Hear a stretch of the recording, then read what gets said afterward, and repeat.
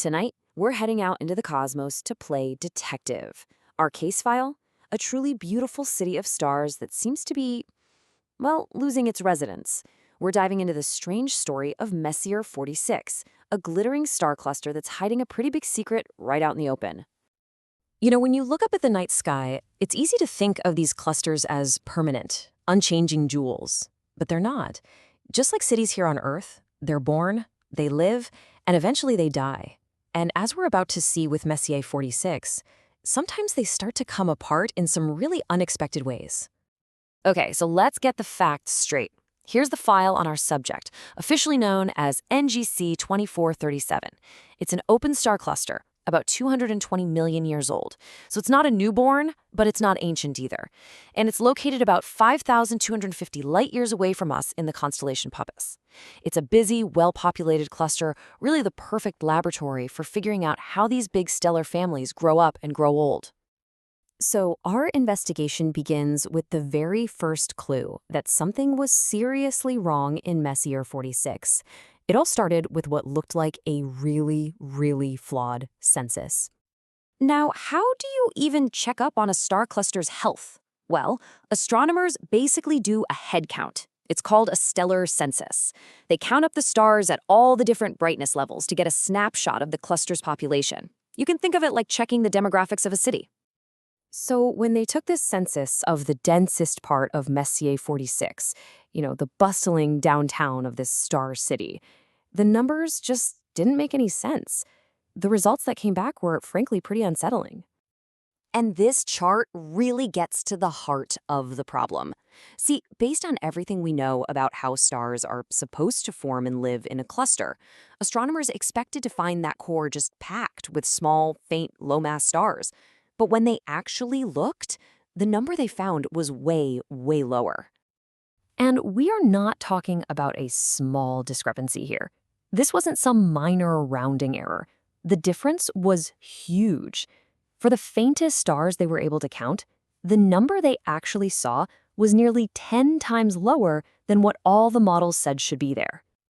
So this is the central mystery, right? Where did they all go? It's as if an entire demographic, a whole generation of the city's smaller residents, had just vanished. This leads our cosmic detectives to the second big clue. To solve the case, they had to change their whole approach. They stopped asking what was missing and started trying to follow the trail. And the breakthrough came when they realized this wasn't really a case of missing stars. It was a case of misplaced stars. The key wasn't in the total number. It was all about the geography of the cluster. And this right here, this is the aha moment. Take a look at these two maps. On the left, you've got the big, bright, massive stars. See how they're all crammed together in the center? That's the city core. But now, look at the image on the right. Those are the smaller, fainter stars, the ones that were supposedly missing. They're not missing at all. They're scattered all around the outside in this huge, spread-out halo. They've all moved to the suburbs. So just like that, the first part of the mystery is solved. The small stars were never really missing. They had been systematically kicked out, exiled from the downtown core to the outskirts of the cluster. Okay, so we know where they went, but that just opens up another question, doesn't it? How did they get there?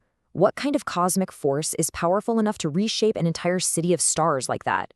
Well, that brings us to the verdict. The culprit has a name: mass segregation. And it's a process that happens all over the universe. Just think of it like this. If you have a jar full of sand and big pebbles, and you shake it, what happens? The heavy pebbles sink to the bottom, and the lighter sand gets pushed up to the top. The exact same principle is at work in a star cluster. So here's how this cosmic eviction process works. First, the really massive, heavy stars slowly sink towards the center of the cluster. As they do, their gravitational pull acts like a slingshot, flinging the lighter, low-mass stars way out to the edges. Then, step 2, once those little stars are way out in the suburbs, they're barely hanging on by a gravitational thread. They become super easy pickings for the huge tidal forces of our Milky Way galaxy, which just strips them away for good. So the verdict is in, and the conclusion is pretty staggering. We are literally watching Messier 46 in the process of dissolving. It's actively bleeding its smallest stars out into the galaxy. So we've cracked the case of the vanishing stars, but this verdict has implications that go way beyond just this one cluster. It tells us something fundamental about how our entire galaxy is built and evolves. And hey, you don't just have to take my word for it. The lead astronomer who cracked this case, Davidge, didn't pull any punches.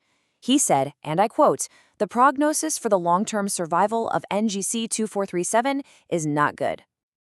This timeline really puts the whole story in perspective. The cluster is born, and for its first 100 million years or so, this mass segregation process gets to work. Right now, at 220 million years old, we're seeing its adulthood, the phase where it's actively shedding stars. The models predict that in about 1 billion years, it'll be completely gone, its stars scattered and mixed into the Milky Way like grains of sand on a beach.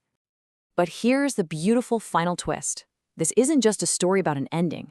This whole process of dissolving is actually crucial for the galaxy. These dying clusters are constantly seeding the Milky Way, enriching it with the raw materials needed for the next generation of stars and planets.